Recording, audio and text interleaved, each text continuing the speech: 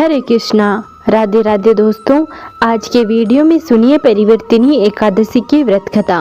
सबसे पहले आप सभी को परिवर्तिनी एकादशी की ढेर सारी शुभकामनाएं। परिवर्तिनी एकादशी को पार्श्व एकादशी, पद्मा एकादशी या जल झुलनी एकादशी के नाम से भी जाना जाता है।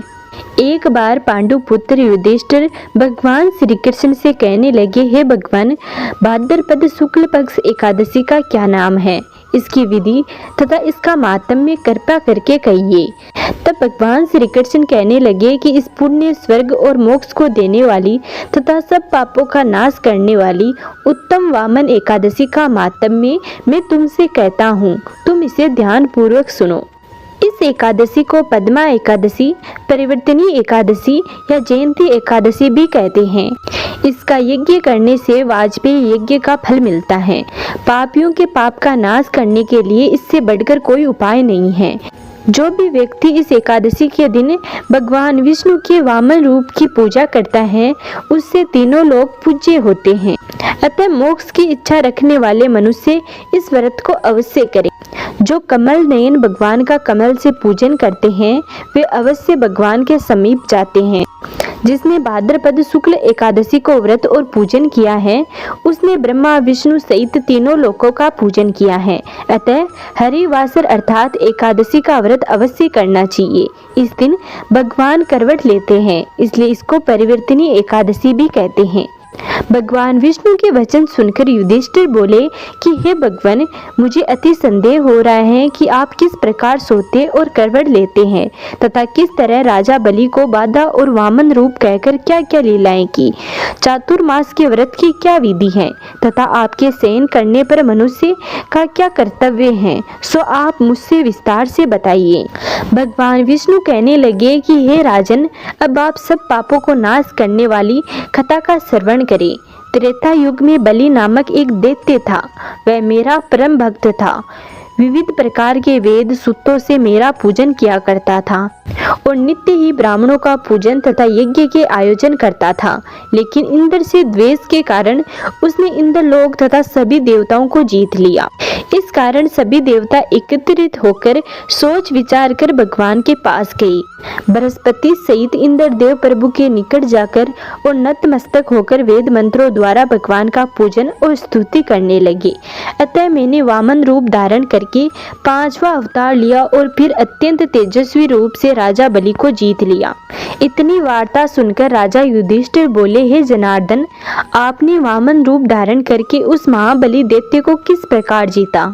भगवान श्री कृष्ण कहने लगे, मैंने वामन रूप का धारण कर बलि से 3 पग भूमि की याचना की और कहा कि मुझको ये 3 लोक के समान है। हे राजन, यह आपको अवश्य ही देनी होगी।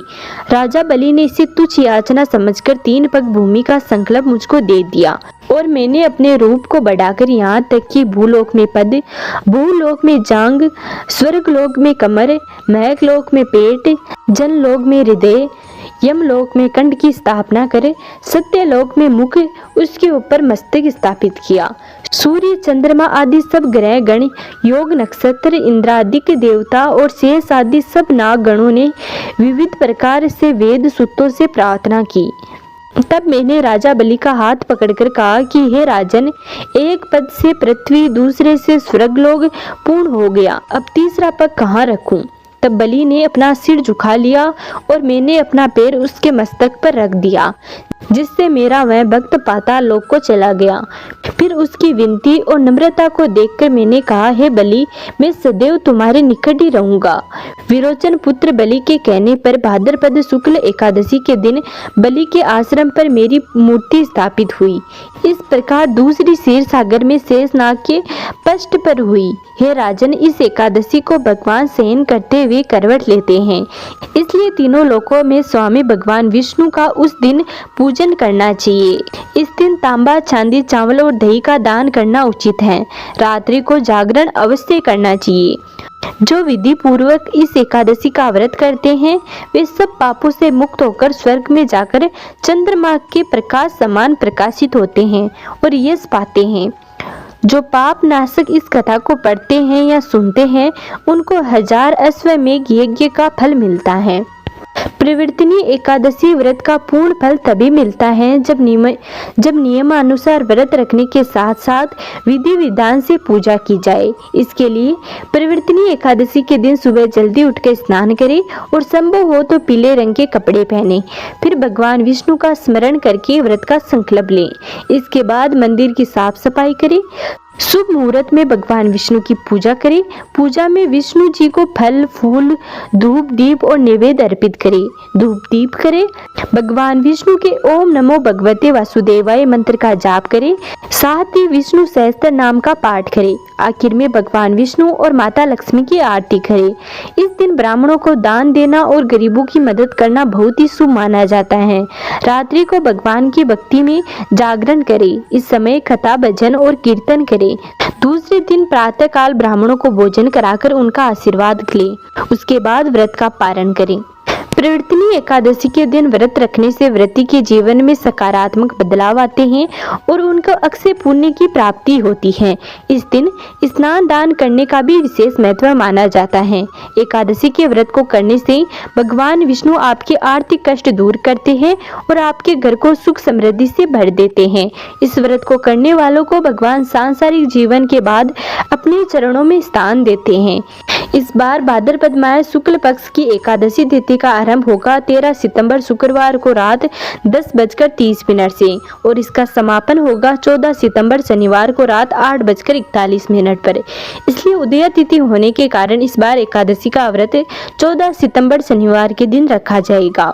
द्वादशी तिथि प्रारंभ होगी 14 सितंबर शनिवार रात 8:42 से और द्वादशी तिथि का समापन होगा 15 सितंबर रविवार शाम 6:12 पर। इस बार 14 सितंबर शनिवार के दिन व्रत रखा जाएगा और अगले दिन 15 सितंबर रविवार को व्रत का पारण किया जाएगा। इस दिन व्रत के पारण का शुभ मुहूर्त रहेगा सुबह 6:06 से सुबह 8:34 तक। इस समय में आप व्रत का पारण कर सकते हैं।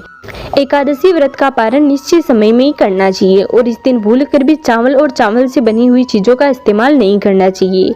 दसवीं तिथि के दिन ही तुलसी के पत्ते तोड़कर रख लिए जाते हैं क्योंकि एकादशी के दिन तुलसी के पत्ते तोड़ना वर्जित माना जाता है।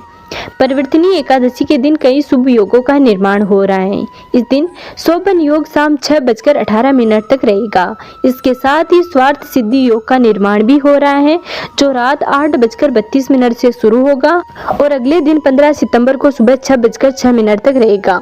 इस दिन रवि योग का निर्माण भी हो रहा है जो सुबह 6:06 से शुरू होगा और 8:32 पर समाप्त हो जाएगा। तो ये थी आज की वीडियो। उम्मीद करते हैं आपको जरूर पसंद आई होगी।